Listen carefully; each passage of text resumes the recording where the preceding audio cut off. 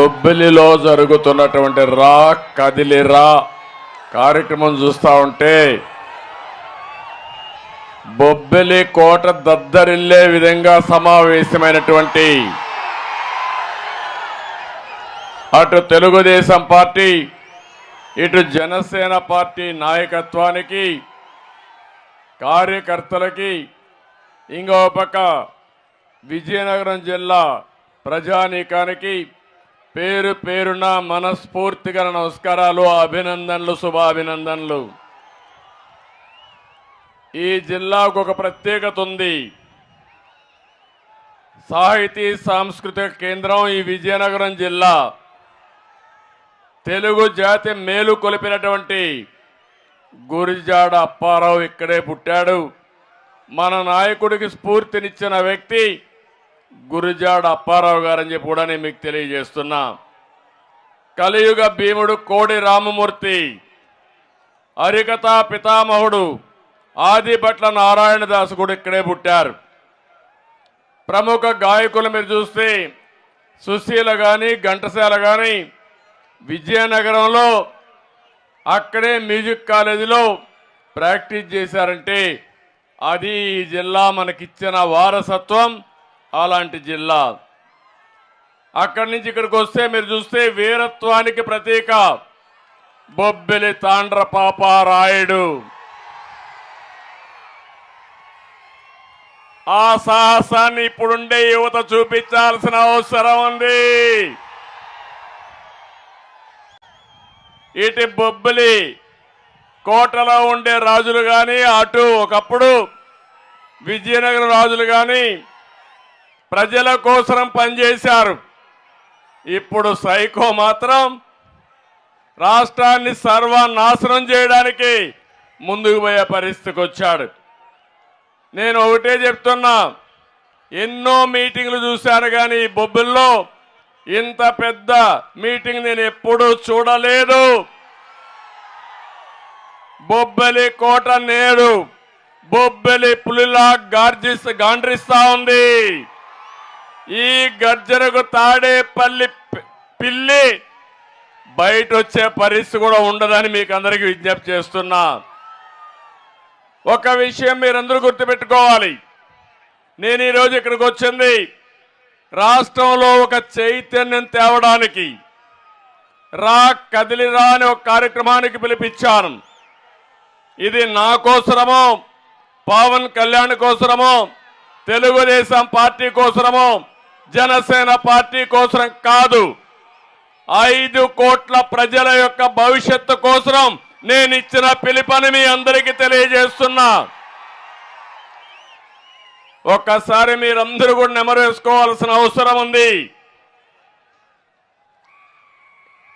91లో మనకు ఆర్థిక సంస్కరణలు వచ్చాయి. ఒకప్పుడైతే రోడ్లు కూడా సరిలేని పరిస్థితుల్లో మనం అందరం అవస్థపడేవాళ్ళం. ఆ ఆర్థిక సంస్కరణలు అందిపుచ్చుకున్న పార్టీ తెలుగుదేశం పార్టీ.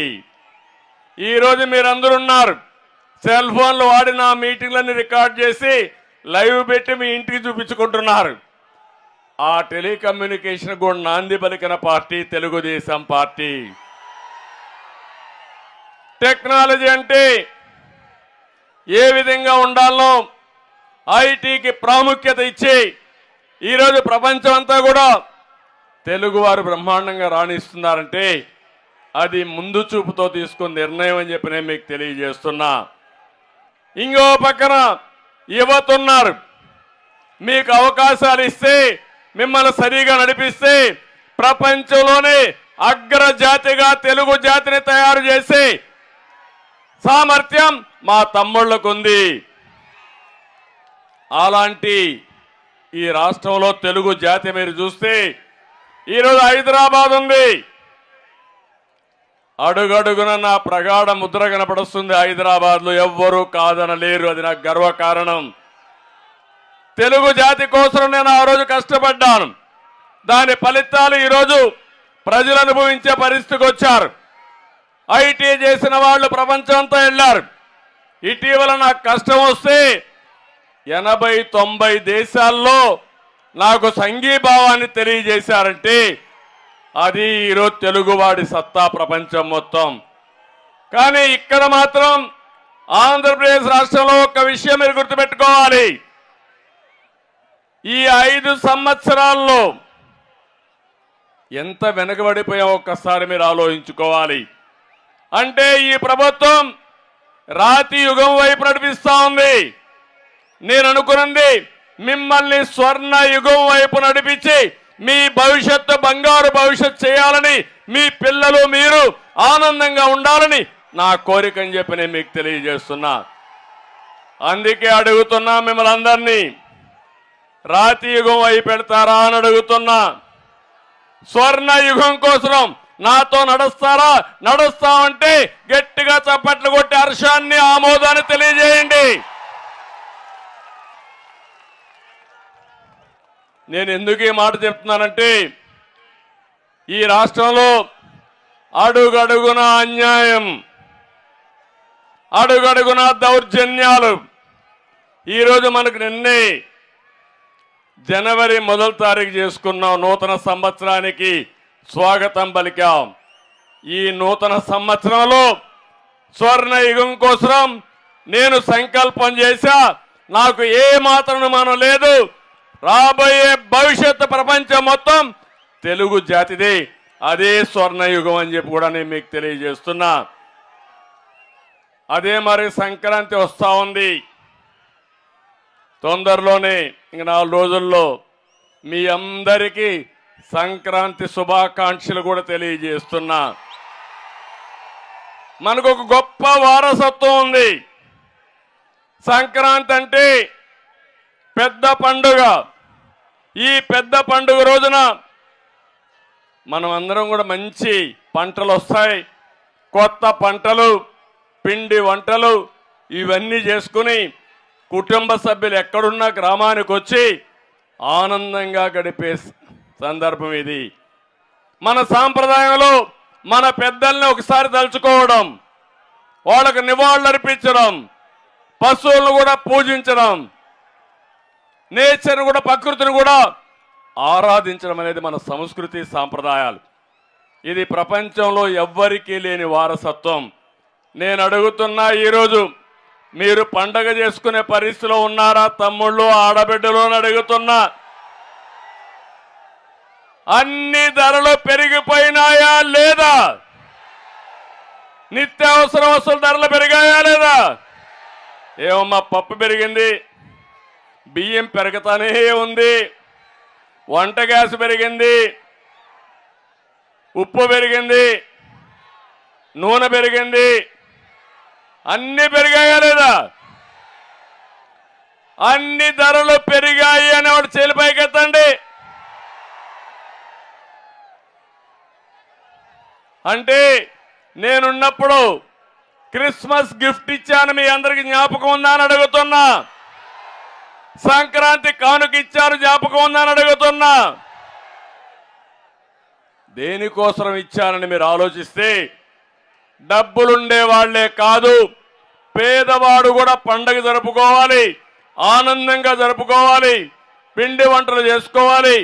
కడాన నెయ్యి కూడా మీకు ఇచ్చి, పెద్దవాడు నెయ్యి తినడమే కాదు పేదవాడు కూడా పప్పు నెయ్యితో పండగ చేసుకోవాలని సంకల్పం చేసిన పార్టీ తెలుగుదేశం పార్టీ. అన్నిది చేశారు. ఇంకో పక్కన మీరు ఒకసారి చూస్తే 1-2 కాదు, ఈరోజు ఒక్కసారి చూడండి. ఆ రోజు నేను మీ ఫేర్ ప్రైస్ షాపుల్లో 8 రకాల వస్తువుల్ని చౌక ధరకి ఇచ్చాం. ఈరోజు ఒక్క బియ్యం తప్ప ఏమీ రావడం లేదు, అంతే కదమ్మా. ఇంకో పక్క మీరు చూస్తే పేదవాడు ఎక్కడన్నా భోంచేయాలంటే అన్నా క్యాంటీన్ తీసుకొచ్చాను. ఉదయం పూట 5 రూపాయలు, మధ్యాహ్నం పూట 5 రూపాయలు, రాత్రికి 5 రూపాయలు, 15 రూపాయలు ఖర్చు పెట్టుకుంటే కడుపు నిండా అన్నం పెట్టిన పార్టీ తెలుగుదేశం పార్టీ. అన్నా క్యాంటీన్ మూసేశారు, చాలా సంతోషం. ఇక్కడైతే బేబీ నాయన గారు అయితే అన్నా క్యాంటీన్ మూసేసిన నేనున్నానని ఈరోజు అన్నా క్యాంటీన్ ఇక్కడ తెరిపించి బ్రహ్మాండంగా రన్ చేస్తున్నారు. నేను వారికి ఒకటే హామీ ఇస్తున్నా, ప్రభుత్వం వస్తానే మళ్ళా అన్నా క్యాంటీన్ ని ప్రారంభించే బాధ్యత తెలుగుదేశం పార్టీది. ఒక బొబ్బుల్లోనే కాదు, రాష్ట్రం మొత్తం పెడతాం. అన్ని అవసరమైతే అన్ని నియోజకవర్గాల్లో పెడతాం, మండల హెడ్ క్వార్టర్లో పెడతాం. పేదవాడికి అన్నం పెట్టడం మన బాధ్యత. ఆ కార్యక్రమానికి శ్రీకారం చుడతామని చెప్పి నేను మీకు తెలియజేస్తున్నా. ఇంకో పక్క సంక్షేమ కార్యక్రమాలు ఉన్నాయి. సంక్షేమ కార్యక్రమాలకు నాంది పలికిన నాయకుడు ఎన్టీ రామారావు గారు. ఇప్పుడు కాదు, 83లో ₹2 కేజీ బియ్యం ఇచ్చారు. 83లో సగం ధరకే చీర దోవతి ఇచ్చారు. 83లో పేదవాడికి ఇల్లు కట్టివ్వాలని పక్కా ఇళ్ల నిర్మాణానికి శ్రీకారం చుట్టిన మహానాయకుడు ఎన్టీ రామారావు గారు. ఈరోజు నేను వచ్చిన తర్వాత మీకు అనేక కార్యక్రమాలు, చంద్రన్న బీమా ఇచ్చాను, వస్తా ఉందని మిమ్మల్ని అడుగుతున్నా. పెళ్లి కానుక ఇచ్చాం, వస్తా ఉందని మిమ్మల్ని అడుగుతున్నా. విదేశ విద్య అన్ని కూడా రద్దు చేసే పరిస్థితికి వచ్చారు. ఒక పక్క ఈ ప్రభుత్వం రద్దుల ప్రభుత్వం, పేదవాళ్ళ వ్యతిరేక ప్రభుత్వం. ఒక మాటలో చెప్పాలంటే ఈ ముఖ్యమంత్రి పేదవాళ్ళ నడ్డి విరగ్గొట్టే పరిస్థితికి వచ్చాడు. అందుకే నేను ఒకటే అడుగుతున్నా మిమ్మల్ని అందరినీ, ఇంకో పక్క బాధుడే బాధుడు, అవునా కాదా? ఆర్టీసీ రేట్లు పెంచారా లేదా? పెంచుతూనే ఉన్నారా లేదా? ఇంకో పక్క పెట్రోల్ డీజిల్ ధరలు పెంచారా లేదా అని మిమ్మల్ని అడుగుతున్నా. విపరీతంగా పెరిగిపోయినాయి. ఇంకో పక్క మీరు చూస్తే కరెంటు ఛార్జీలు. ఏం తమ్ముళ్ళు, కరెంటు ఛార్జీలు నేను ఉన్నప్పుడు పెరిగాయా? కరెంటు వచ్చేదా లేదా? నాణ్యమైన కరెంట్ ఇచ్చామా లేదా? ధరలు పెంచకుండా సమర్థవంతంగా రన్ చేశామా లేదా?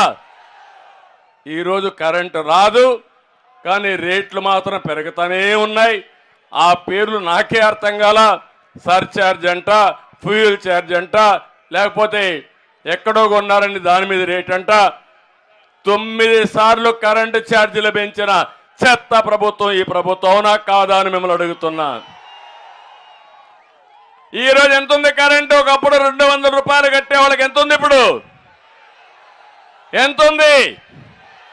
గుర్తుందా లేదా మీకు? నేను ఆ రోజు ఎస్సీల కోసం, ఎస్టీల కోసం 200 యూనిట్లు కరెంటు ఉచితంగా ఇచ్చిన పార్టీ తెలుగుదేశం పార్టీ. ఇప్పుడు ఇస్తున్నారా?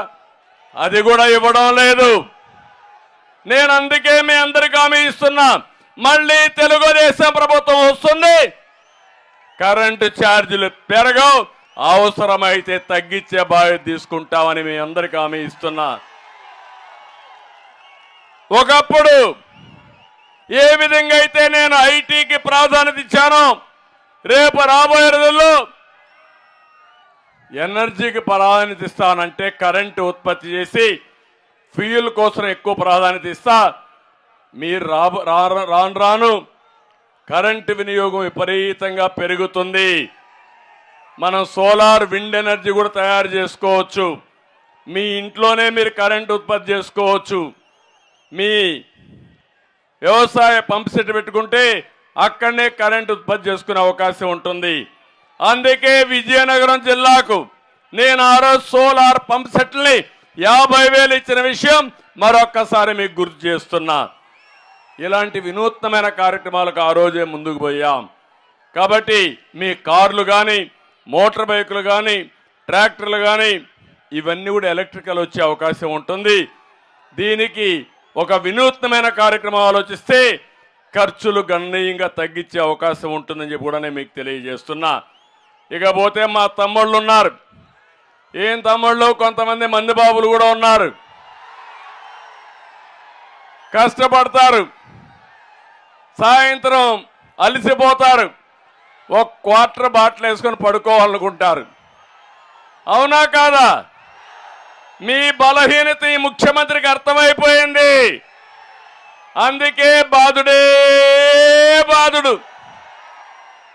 50 రూపాయలు ఎంత తమ్ముడు? ఇప్పుడు క్వార్టర్ బాటిల్ 200. 150 రూపాయలు ఎవరికి పోతున్నాయి? ఎవరికి పోతున్నాయి? మీకు కోపం రావడం లేదా? ఇంకా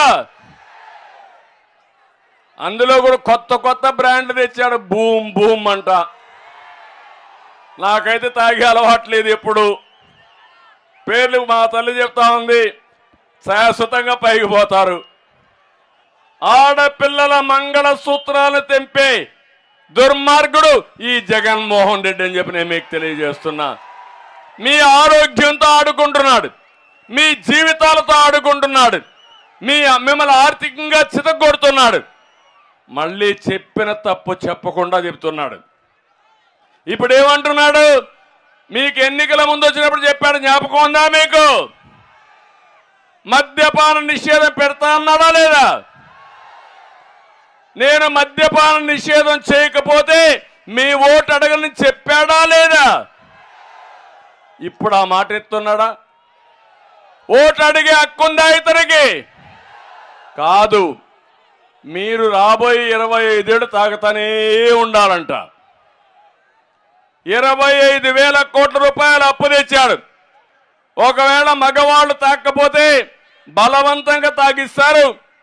బానిసత్వం అలవాటు చేసే మనస్తత్వం ఈ ముఖ్యమంత్రి అని చెప్పి కూడా నేను మీకు తెలియజేస్తున్నా. అంతేకాకుండా ఈరోజు ఇలాంటి కార్యక్రమాలు మనం చూస్తే చెత్త మీద కూడా పన్నేశాడు. ఎక్కడ చూసినా విపరీతమైన అనర్థాలకు దారితీశాడు. ఈరోజు దేశంలోనే పెట్రోల్ డీజిల్లో అధికంగా ఉండే రాష్ట్రంలో నెంబర్ 1 మంది, అత్యధికంగా రైతుల అప్పుల్లో ఉండే రాష్ట్రం నెంబర్ 1 మంది. జగన్ ఒక అప్పుల అప్పారావు. 13 లక్షల కోట్ల రూపాయలు అప్పు చేశాడు. ఎవరు కడతారు? జగన్మోహన్ రెడ్డి కడతాడా? ఓడిపోతే ఎక్కడికి బారిపోతారో తెలియదు, పట్టుకు రావాల మళ్ళా మనం. కానీ 13 లక్షల కోట్లు మనమే కట్టాలి, అవునా కాదా అని మిమ్మల్ని అడుగుతున్నా. ఇంకో పక్కన గంజాయి డ్రగ్స్ లో మాత్రం మనమే టాప్. మీరు ఒక విషయం గుర్తుపెట్టుకోవాలి, ఎవరైనా గంజాయికి అలవాటు అయితే ఆ పిల్లలు మన పిల్లలు కాదు, మన కంట్రోల్లో ఉండరు. ఇంకా ప్రతి ఒక్క ఆడబిడ్డను కోరుతున్నా, మీరందరూ గుర్తుపెట్టుకోవాలి, మన పిల్లల్ని మనం కాపలా కాయలేం. బయట పోయినప్పుడు ఎవడైనా గంజాయి అలవాటు నేర్పిస్తే ఇంకా జీవితాంతం అతను మన చేతుల్లో ఉండడు. మనం పోగొట్టుకోవాలి. ఇంత దుర్మార్గం జరిగితే ఏ రోజు ఒక్క రోజైనా సరే గంజాయి లేకుండా చేయడానికి సమీక్ష చేశాడా ఈ ముఖ్యమంత్రి? ఇది న్యాయమా అని మిమ్మల్ని అడుగుతున్నా. ఇంత దుర్మార్గుడు వదిలిపెడతారా అని మిమ్మల్ని అడుగుతున్నా. ఇంకో పక్క విద్యుత్ రేట్లు, మద్యం రేట్లు, ఇసుక ధరల్లో కూడా మనమే టాప్. ఎన్నికల ముందు మీకు ఒక మాట చెప్పాడు, జ్ఞాపకం ఉందా? నేను ఉచిత ఇసుక ఇస్తా ఉంటే దాన్ని విమర్శించాడు, కావాలని అపవాదులేశాడు. ఈరోజు అడుగుతున్నా, ఇసుక ఆ రోజు చౌకగా ఉందా, ఈరోజు చౌకగా ఉందా?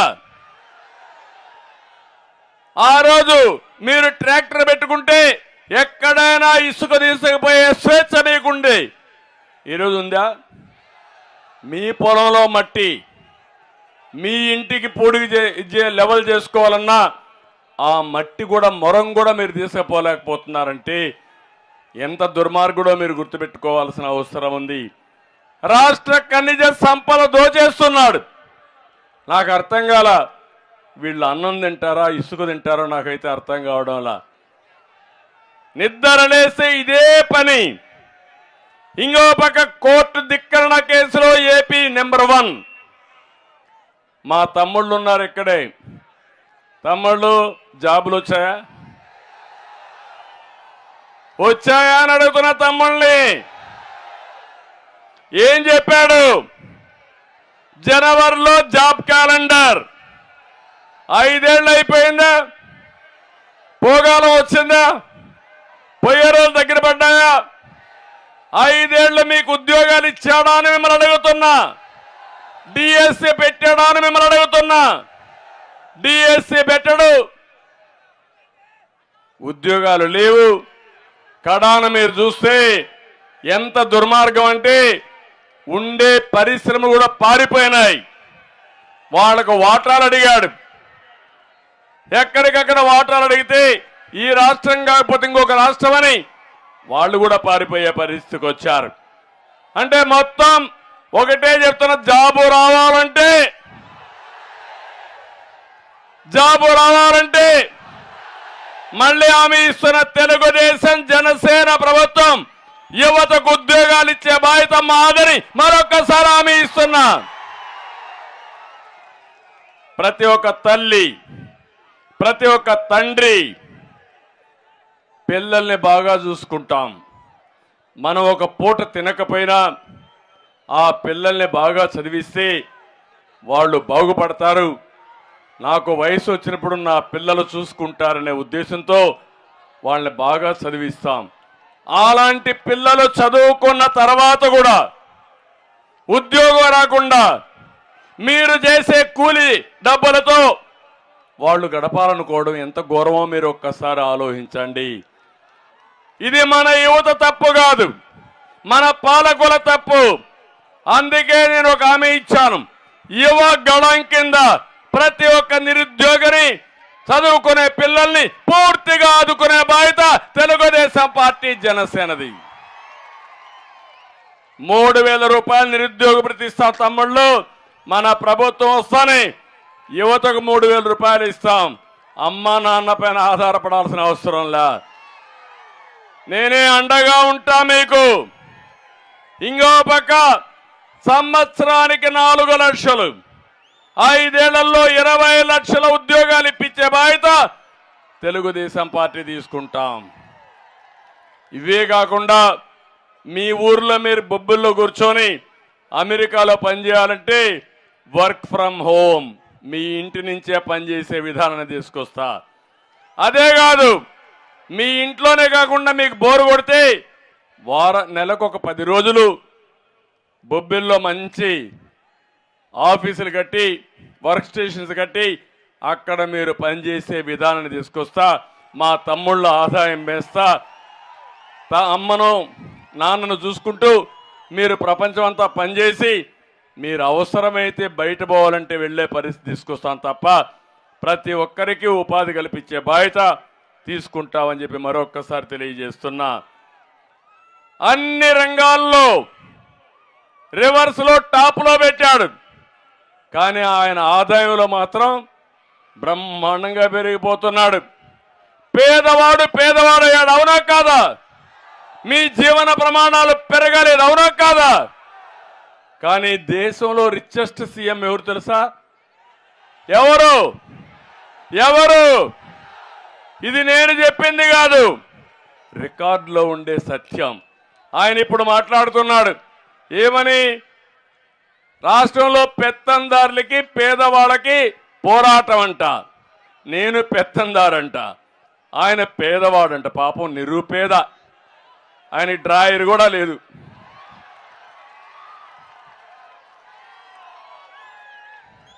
పేపర్ లేదు, టీవీ లేదు, బంగ్లాలు లేవు, ప్యాలెస్లు లేవు, బట్టలు లేవు.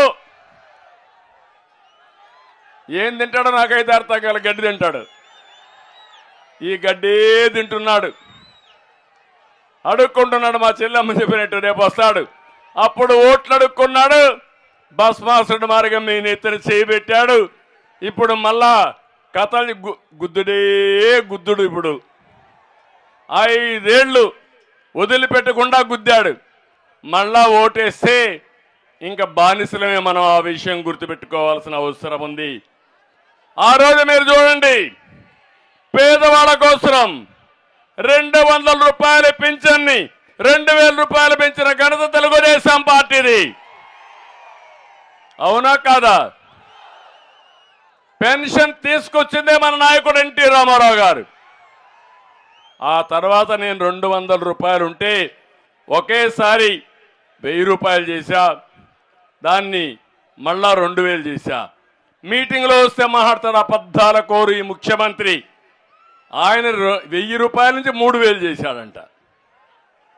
ఎవరు చేశారు తమ్ముడు 2000 వరకు? నేను చేశాను. తెలుగుదేశం చేసిందంటే గట్టిగా చప్పట్లు కూడా చెప్పండి. జగన్మోహన్ రెడ్డి అనునిత్యం అబద్ధాలు చెప్తావు. ఈ విషయంలో మీరు ప్రజలను అడిగితే వాళ్ళే చెప్తారు. రికార్డులు చూస్తే అవి అర్థమవుతాయి. మళ్ళీ నేను చెప్తున్నా, ఈ ముఖ్యమంత్రి చేసిన ఇది మీరు చూస్తే మీ అందరికీ తొలి రోజునే పెన్షన్ ఇస్తానని చెప్పాడా లేదా? 3000 ఇస్తానన్నాడా లేదా? తర్వాత వంతుల వారిగా దశల వారిగా ఇస్తానని మాట మార్చేశాడు. అదే నేనుంటే ఇంకొక 30,000 రూపాయలు ప్రతి ఒక్క పింఛన్దారుకు వచ్చేది. జగన్మోహన్ రెడ్డి మీకు 30,000 రూపాయలు బాకీ ఉన్నాడు పింఛన్దారులకి, పెన్షన్స్కి అందరికీ. అందుకే నేను ఒకటే హామీ ఇస్తున్నా, మళ్ళీ రాబోయే రోజుల్లో వీళ్ళకు న్యాయం చేసే బాధ్యత కూడా తెలుగుదేశం పార్టీ తీసుకుంటాం. చరిత్రలో మొట్టమొదటిసారిగా కిడ్నీ బాధితులకి, తలసేమియా వ్యాధి బాధితులకి, కల్లుగీత కార్మికులకి, డప్పు కళాకారులకి, మత్స్యకారులకి 50 ఏళ్లకే పింఛనిచ్చాం.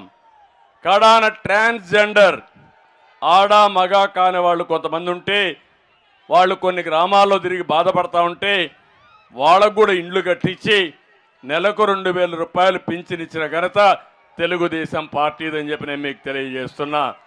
అది మానవత్వం. ఇంకో పక్కన మొత్తం ఇసుక వల్ల చాలా మంది ఇబ్బంది పడ్డారు. ఈరోజు ఒకే ఒక విషయం నేను మిమ్మల్ని కోరుతున్నా, ఉత్తరాంధ్ర తెలుగుదేశం పార్టీకి కంచు కోట, వెనుకబడిన వర్గాలుండే ప్రాంతం ఇది. ఎప్పుడూ మమ్మల్ని అభిమానించారు, తెలుగుదేశం పార్టీకి బలపరిచారు.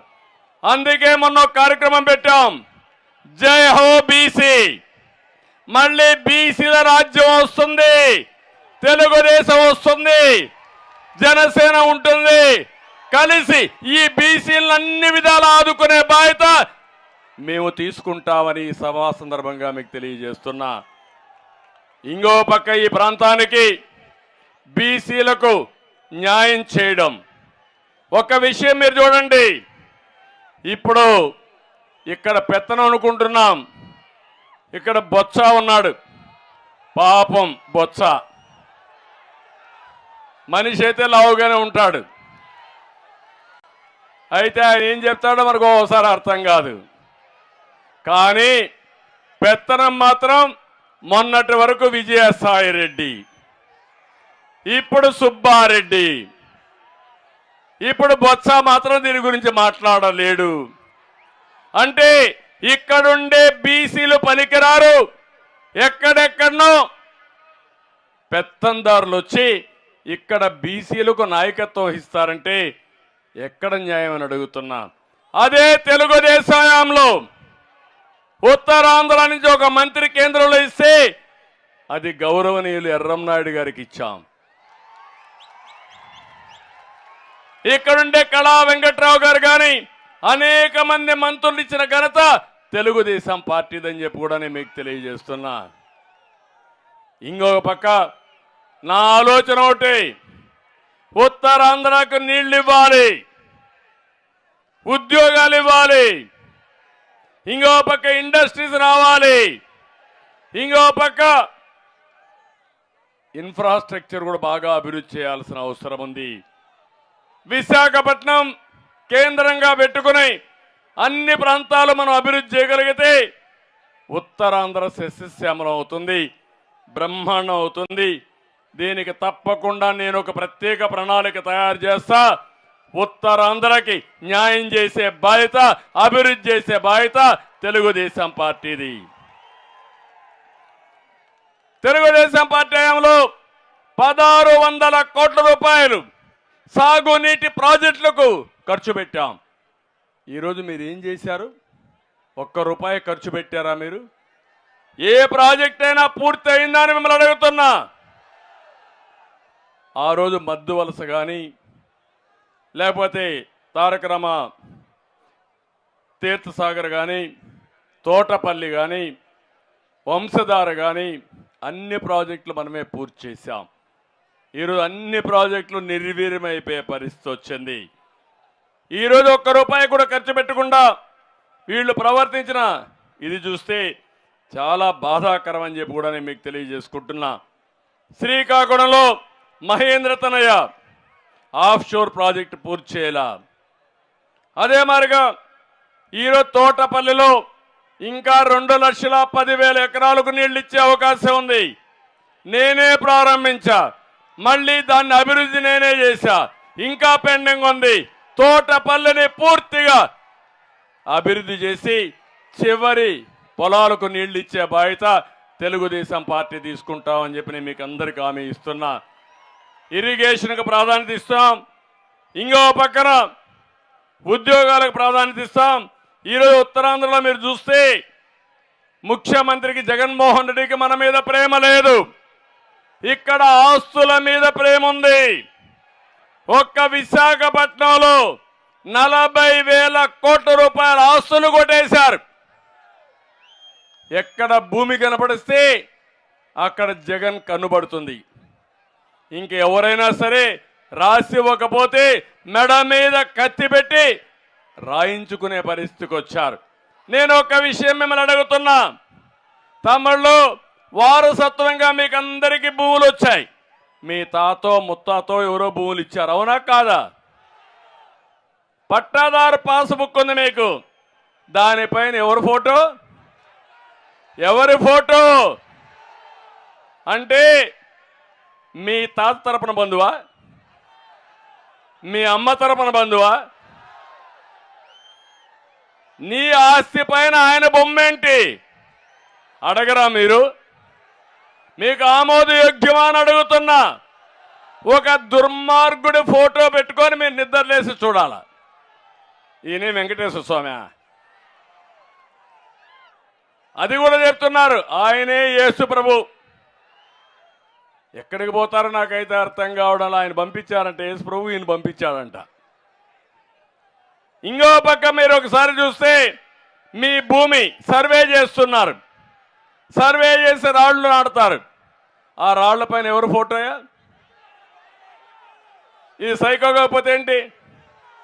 ఇంకో పక్క నిన్న మంత్రి చెప్తున్నాడు భూరక్షణ చట్టం అంట. భూరక్షణ కాదు, భూభక్షణ చట్టం వస్తా ఉంది. అది అమలైతే మీ భూమి మీది కాదు, మీ ఇల్లు మీది కాదు. అందులో చాలా భయంకరమైన క్లాసులు పెట్టారు. నీ భూమి సైకో వేరే వాళ్ళ పేరు మార్చేస్తే మీరు ఎంఆర్ఓ కంప్లైంట్ చేయడానికి కూడా వీలు కాదు, ఆర్డీఓ కూడా అధికారం లేవు, మున్సిపల్ కోర్టు కూడా లేదు, నేరుగా హైకోర్టు పోవాలి. హైకోర్టు పోతే ఎన్నేళ్ళు పడుతుందో మీరే గుర్తుపెట్టుకోండి. అంటే మన భూమి, మన పట్టాదారు పాస్ పుస్తకం పైన ఈయన బొమ్మ వేసుకున్నాడు. ఇప్పుడేం చేస్తున్నాడు? సర్వే పేరుతో మన పొలం చుట్టూ రాళ్లు పెట్టి ఆయన బొమ్మ వేసుకుంటున్నాడు. పోతే పోయాడు అనుకున్నాం. కడాన మీ రికార్డులు తారుమారు చేసి, చట్టాలని తారుమారు చేసి అది కూడా కొట్టేయాలని ప్రయత్నం చేస్తున్నాడు. నేను ఒకటే చెప్తున్నా, భూరక్షణ చట్టం కాదు, ఇది భూభక్షణ చట్టం. తెలుగుదేశం పార్టీ ఎట్టి పరిస్థితుల్లో దీన్ని ఆమోదించాం, క్యాన్సిల్ చేస్తాం. కొత్తగా మిమ్మల్ని అందరినీ ఉండే చట్టాలే చాలు. ప్రజల ఆస్తులకు రక్షణ లేని చట్టాలు మనకెందుకని అడుగుతున్నా. లాయర్స్ అంతా పెద్ద ఎత్తున పోరాటం చేస్తున్నారు, ప్రజలంతా వద్దంటున్నారు. కానీ నిన్న ఈ జిల్లాలో ఒక ఆయన పెద్ద నాయకుడు ఉన్నాడు. ఆయన ఏం మాట్లాడతారో ఆయనకే కాదు, శ్రీకాకుళంలో ఉన్నాడు రెవెన్యూ మంత్రి. ఆయన మాట్లాడుతున్నాడు, ప్రపంచంలో ఉండే టెక్నాలజీ అంతా తీసుకొచ్చారంట. ఈయన టెక్నాలజీ అంటే ఏంటో నాకు తెలియదు, నాకు నేర్పిస్తారు టెక్నాలజీ గురించి. టెక్నాలజీ దుర్మార్గుల చేతుల్లో ఉంటే మన జీవితాలు ఇంక ఉండవు తమ్ముళ్ళు. ఎందుకంటే ఇంత మునుపు మీ దగ్గర రికార్డు ఉండేది, ఇప్పుడు రికార్డు కూడా లేదు. ఒక్క నెంబర్ మార్చి మీ భూమి 22A కింద ఉంది, ఇది నీ భూమి కాదు, ఎల్లయ్య భూమిని ఆయన పేరు రాసేస్తే ఇంకా మన పని అయిపోయింది, ఇంక రికార్డే లేదు, డిస్ప్యూటే లేదు. అలాంటి దుర్మార్గమైన కార్యక్రమాలు చేస్తున్నారు. ప్రజల్ని బానిసలుగా చేయాలనుకుంటున్నారు. అందుకే నేను మిమ్మల్ని అందరినీ కోరుతున్నా, ఇది గుర్తుపెట్టుకొని జాగ్రత్తగా ఉండమని చెప్పి కోరుతున్నా. ఇంకో పక్క విజయనగరంలో గిరిజన యూనివర్సిటీ తెస్తే ఎప్పుడో పూర్తి కావాల్సింది ఇంకా పూర్తి కాకుండా ఆడిచ్చే పరిస్థితికి వచ్చారు. భోగాపురం ఎయిర్పోర్టు ఎప్పుడో పూర్తి కావాల్సింది ఆడుకొని ఇప్పుడు కూడా పూర్తి కాని పరిస్థితి. బావనపాడు నేను పోర్టు ప్రారంభిస్తే దాని పేరు మార్చి మూలపేటను మార్చి మళ్ళీ శంకుస్థాపన చేసి డబ్బులకు కక్కుర్తిపడి అమ్ముకునే పరిస్థితికి వచ్చాడు. విశాఖపట్నం నేను ఆర్థిక రాజధానిగా తయారు చేయాలని, ఐటీ క్యాపిటల్గా తయారు చేయాలని, టూరిజం హబ్గా తయారు చేయాలని నేను ముందుకు పోతే దాన్ని గంజాయి క్యాపిటల్గా, క్రైమ్ క్యాపిటల్గా తయారు చేసే పరిస్థితికి వచ్చాడు. ఇవన్నీ చాలా బాధేస్తుంది ఇవన్నీ చూస్తూ ఉంటే. ఇంకో పక్క నేను ఒకటే అంటున్నా, మిమ్మల్ని అందరూ ఉన్నారు ఇక్కడ. అమరావతి మన రాజధాని, మీ అందరి ఆమోదయోగ్యంతో చేశాం. కావాలని తప్పుడు ప్రచారం పెట్టి 3 రాజధానులని 3 ముక్కలాటాడి ఈరోజు అసలే రాజధాని లేకుండా చేసిన దుర్మార్గుడు ఈ జగన్మోహన్ రెడ్డి. ఈ విషయం కూడా మీరు గుర్తుపెట్టుకోవాల్సిన అవసరం ఉంది. నేను అందుకనే ఇంకొక పక్క మీరు చూస్తే ఇప్పుడు కొత్త ఓడిపోతామని అర్థమైపోయింది. సినిమా అయిపోయింది. ఓడిపోతారా లేదా వైఎస్ఆర్ కాంగ్రెస్ పార్టీ? ఓడిపోతారు అంటే చేలిపైకి చెప్పండి. వాళ్ళు ఓడిపోతే రాష్ట్రం గెలుస్తుంది, పార్టీలు కాదు. ఈ పోరాటం సైకో జగన్ కి 5 కోట్ల ప్రజల భవిష్యత్తు కోసం జరిగే పోరాటం. ఈ పోరాటంలో రాష్ట్రం గెలవాలన్నా సైకో గెలవాలన్నా అని మిమ్మల్ని అడుగుతున్నా. రాష్ట్రం గెలవాలనా లేదా? అందుకే ఇది అర్థమైపోయింది, సీన్ తెలిసిపోయింది. అందుకే ఇప్పుడు ఏం చేస్తాడు, ఎమ్మెల్యేలు మార్చేస్తున్నాడు. ఎప్పుడన్నా చూసారా ఎమ్మెల్యేని ట్రాన్స్ఫర్ చేయడం? చూసారా అని మిమ్మల్ని అడుగుతున్నా. ఈ ముఖ్యమంత్రి ఎటుంటాడంటే అందితే జుట్టు, అందకపోతే కాళ్ళు, అంతే కదా. మొన్నటి వరకు ఏం చేశాడు, 38 మంది ఎమ్మెల్యేలని లిస్ట్ ఇచ్చాడు, ట్రాన్స్ఫర్లు చేశాడు. దాంట్లో మంత్రులందరినీ ట్రాన్స్ఫర్ చేసి కొంతమందికి సీట్ ఇవ్వాల. కోడిగుడ్డు మంత్రి ఉన్నాడు ఇక్కడ, ఐటీ అంటే కోడిగుడ్డు అంటాడు. ఇప్పుడు ఆయనకి సీటే లేదు. నేను అడుగుతున్నా, ఒక మంత్రిగా నీ నియోజకవర్గ ప్రజల్ని మెప్పించలేని మీరు అక్కడ చెత్త అని ప్రూవ్ అయిన తర్వాత ఇంకొకటి ఇక్కడ పోతే బంగారం ఎట్లా అవుతుంది తమ్ముళ్ళు? మీ ఇంట్లో చెత్త వేరే ఇంట్లో బంగారం అని మిమ్మల్ని అడుగుతున్నా. ఈ నియోజకవర్గంలో వేస్ట్ ఇంకొక నియోజకవర్గంలో బెస్ట్ అవుతుందా అని మిమ్మల్ని అడుగుతున్నా. ఇక్కడే రాజాంలో ఒక ఎమ్మెల్యే ఆయన ట్రాన్స్ఫర్ ఇచ్చారు. ఎక్కడికి? పాయకారావుపేటకి ట్రాన్స్ఫర్. గొప్పడే కదా ఈ ముఖ్యమంత్రి. అయితే ఆయనకు కావలసిన అగ్రవర్ణాలు చెయ్యలేడు. వాళ్ళు తంతారు, వాళ్ళు పట్టుకుని కాళ్ళు పట్టుకొని అడుక్కుంటున్నాడు. బాబు నువ్వు మాత్రం ఉండాయా అని వాళ్ళని అడుక్కుంటున్నాడు. అంటే ఒక వెనుకబడిన వర్గాలకు సంబంధించిన వ్యక్తులు, ఒక షెడ్యూల్ కులాలకు సంబంధించిన వ్యక్తులు నాయకులు కాకూడదు. ఎవరిని నాయకత్వాన్ని ఇవ్వలేకుండా చేసే దుర్మార్గమైన ఆలోచన. ఇదే సామాజిక న్యాయం, ఆ సామాజిక యాత్ర కూడా ఇదే. అందుకే నేను ఒకటే చెప్తున్నా, మీకు 80 మంది ఎమ్మెల్యేలు మార్చేస్తారన్నారు. ఎమ్మెల్యేలు 80 చోట్ల ఓడిపోతున్నారంటే ఇంకా గవర్నమెంట్ మందే తమ్ముళ్ళు, దాని గురించి ఆలోచనే లేదు. కానీ అట్లా అని చెప్పి మీరు కానీ ఎక్కువ నమ్మకంతో ఇంట్లో పడుకుంటే ఈ దుర్మార్గులు దొంగ ఓట్లు కూడా చేర్పించడానికి పోయారు. నిన్ననే కేంద్ర ఎన్నికల కమిషన్ వచ్చింది. నేను పవన్ కళ్యాణ్ గారు వెళ్ళాం, వాస్తవాలన్నీ చెప్పాం. వాళ్ళే ఆశ్చర్యపోయారు. ఇంతవరకు మా జీవితంలో ఇన్ని కంప్లైంట్సే చూడలేదు, ఇదేంటి ఇక్కడ ప్రభుత్వం ఇట్లుందని కడాన కలెక్టర్ని ఎస్పీల్ని గట్టిగా నిలదీసే పరిస్థితికి వచ్చారు. నేను ఒకే మాట అడుగుతున్నా మిమ్మల్ని, మీ ఓటు కూడా మీరు చూసుకునే పరిస్థితి వచ్చిందంటే ఈ రాష్ట్రంలో ఓట్లకు కూడా దొంగలు పడ్డారు, నేరస్తులు వచ్చారు. మళ్ళీ మళ్ళీ కోరుతున్నా, ఎన్నికలయ్యే వరకు అప్రమత్తంగా ఉండండి, ఎప్పటికప్పుడు చెక్ చేయండి. తమిళ్లో యువత ఒక పని చేయండి, సైకిల్ ఎక్కండి, తెలుగుదేశం జనసేన జెండాలు పట్టుకోండి, ఇంటింటికి వెళ్ళండి, ప్రజా చైతన్యం తీసుకురండి. అదే మరి ఒక గ్లాసు కూడా తీసుకెళ్ళండి, నీళ్లు తాగాలనుకుంటే ఆ గ్లాస్ కూడా ఉపయోగపడుతుంది, చేయాలి. కాబట్టి ఈ ప్రజా చైతన్యం కోసం మళ్ళీ ఇలాంటి దుర్మార్గుడు వస్తే ఏమవుతుందో చెప్పాల్సిన అవసరం మీకు అందరికీ ఉంది. ఎంత ఇదంటే కొత్త కొత్త అవార్డులు ఇస్తున్నాడు. ఎక్కువ తిడితే బూత్ శ్రీ, ఇంకా ఎక్కువ తిడితే బూత్ రత్న, బూత్ భూషణ్, బూత్ సామ్రాట్. ఎవడెక్కువ బూతులు తిడితే వాడికి ఎమ్మెల్యే సీటు, ఎవడెక్కువ బూతులు తిడితే వాడికి ఎంపీ సీటు. పోటీ చంద్రబాబు, పవన్ కళ్యాణ్, లోకేష్. తిట్టు నీకు పదవి ఇస్తా, తిట్టు నీకు సీట్లు ఇస్తా. ఇది రోత రాజకీయం అవునా కాదా అని మిమ్మల్ని అడుగుతున్నా. మీరు ఆమోదిస్తారా అని మిమ్మల్ని అడుగుతున్నా. ఎన్ని వేల కేసులు పెట్టారు, ఎంతవరకు చేశారో మీరే చూశారు. బొబ్బిల్లో చిన్నప్పలనాయుడు ఉన్నాడు, పాపం ఆయనకి చెరువులు, ప్రభుత్వ భూములు యథేచ్ఛగా కబ్జా చేసే పరిస్థితికి వచ్చాడు. ఆయనకు అన్నీ కావాలి.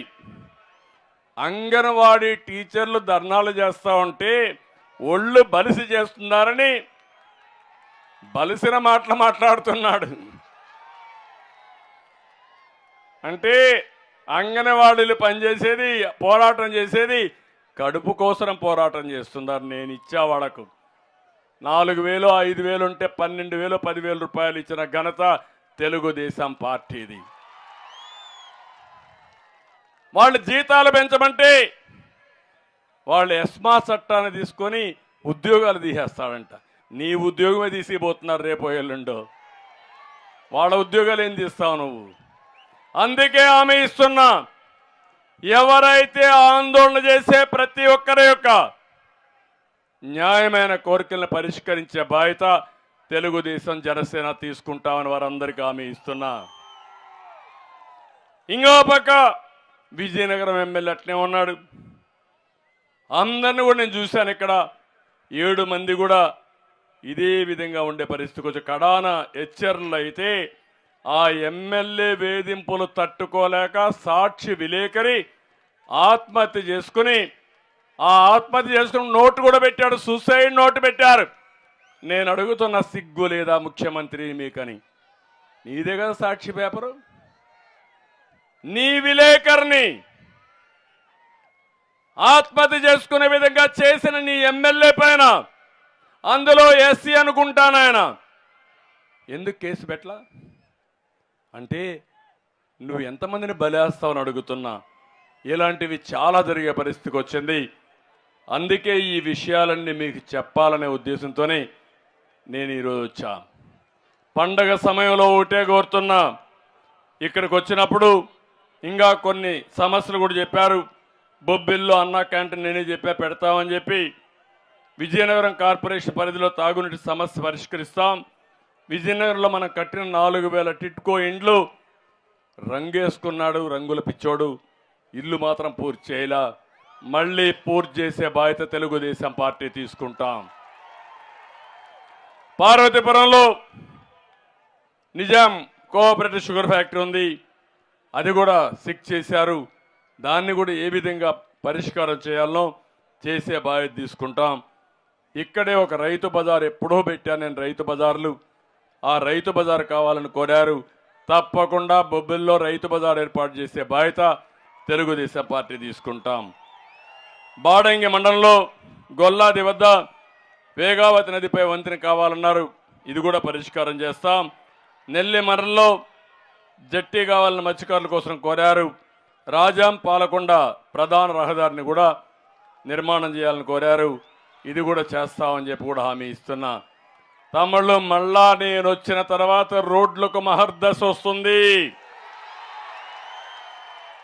ఏ రోడ్డని కాదు, ఒకటి హామీ ఇస్తున్నా, అన్ని రోడ్లని బాగు చేసే బాధ్యత తెలుగుదేశం జనసేన తీసుకుంటామని కూడా మీ అందరికీ హామీ ఇస్తున్నా. ఇంకో పక్క ఈ రాష్ట్రాన్ని పునర్నిర్మాణం చేసుకుందాం, మళ్ళీ కాపాడుకుందాం. సంక్రాంతి రోజున పండగ పూట పండగ చేసుకుంటూనే ఏదైతే స్వర్ణ యుగానికి సంకల్పం చేయండి. ఈ స్వర్ణ యుగంలో మీరు ఆనందంగా ఉండాలి, మీ పిల్లలు ఆనందంగా ఉండాలి, పిల్లలందరికీ ఉద్యోగాలు రావాలి, రైతు రాజ్యం రావాలి, పేదవాళ్లకు వెనుకబడిన వర్గాలకి భవిష్యత్తు ఉండాలి. ఇవన్నీ మీరు సంకల్పం చేయండి. మీ సంకల్పాన్ని జయప్రదం చేసే బాధ్యత తెలుగుదేశం జనసేన తీసుకుంటామని మరొక్కసారి హామీ ఇస్తున్నా.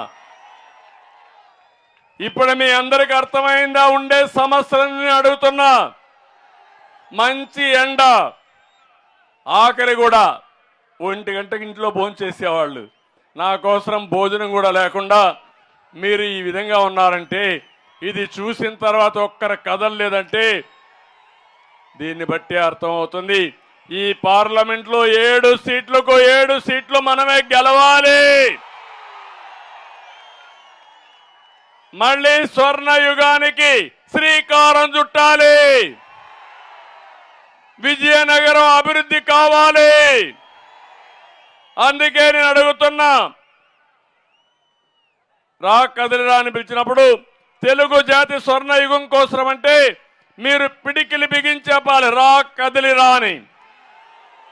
తెలుగు జాతి స్వర్ణ యుగం కోసం రా కదిలిరా, తెలుగు జాతిని ప్రపంచంలో నెంబర్ 1 చేయడానికి రా కదిలిరా, మన బిడ్డల ఉద్యోగాల కోసం రా కదిలిరా, ఆడబిడ్డల రక్షణ కోసం రా కదిలిరా, ఉత్తరాంధ్ర రక్షణ కోసం రా కదిలిరా, రైతాంగ సమస్యల పరిష్కారం కోసం రా కదిలిరా, రాష్ట్రాన్ని కాపాడుకుందాం. తెలుగు జాతి స్వర్ణ యుగం కోసం రా కదిలిరా. చాలా సంతోషం. అందుకనే మిమ్మల్ని అడుగుతున్నా, తెలుగుదేశం జనసేన ఐక్యత వర్ధిల్లాలి. నేను తెలుగుదేశం జనసేన అంటాను, మీరు ఐక్యత వర్ధిల్లాలని గట్టిగా చెప్పాలి. తెలుగుదేశం జనసేన ఐక్యత వర్ధిల్లాలి, తెలుగుదేశం జనసేన ఐక్యత వర్ధిల్లాలి, తెలుగుదేశం జనసేన ఐక్యత వర్ధిల్లాలి. ఎన్టీఆర్ అమర్ హై, ఎన్టీఆర్ అమర్ రహే, ఎన్టీఆర్ అమర్ రహే, ఎన్టీఆర్. అమర్ రహే. చాలా సంతోషం, తృప్తిగా వెళుతున్నా. మంచి మధ్యాహ్నం మీటింగు. మీరు చూపించిన అభిమానం నా గుండెల్లో శాశ్వతంగా పెట్టుకుంటా, మీ రుణం తీర్చుకుంటా. నాకు ఏ కోరికలు లేవు. నేను ముఖ్యమంత్రిగా 14 ఏళ్లున్నా, 30-40 సంవత్సరాలుగా ఎమ్మెల్యేగా ఉన్నా, రాజకీయ జీవితంలో ఉన్నా. మీరు చూపించే అభిమానం నాలో ఎప్పుడు కూడా ఇంకా ఏదో చెయ్యాలి, ఈ రాష్ట్రాన్ని బాగు చేయాలి, మీరందరూ ఆనందంగా ఉండాలని ఏకైక తపన తప్ప ఇంకోటి కాదు. ఆ రోజు చేసిన పనులకు ఈరోజు తెలంగాణ బాగుండే పరిస్థితి వస్తూ ఉంది, ఆంధ్రప్రదేశ్ నష్టపోయే పరిస్థితి వచ్చింది. విభజన కంటే దుర్మార్గుడి పాలనలో రాష్ట్రం బలైపోయింది. అలాంటి రాష్ట్రాన్ని మళ్ళీ ఘాట్లో పెట్టే బాధ్యత అందరం కలిసి తీసుకుందామని మీ అందరినీ కోరుకుంటూ ముందుకు రావాల్సిందిగా పిలిపిస్తూ అందరికీ నమస్కారాలు. జై హింద్.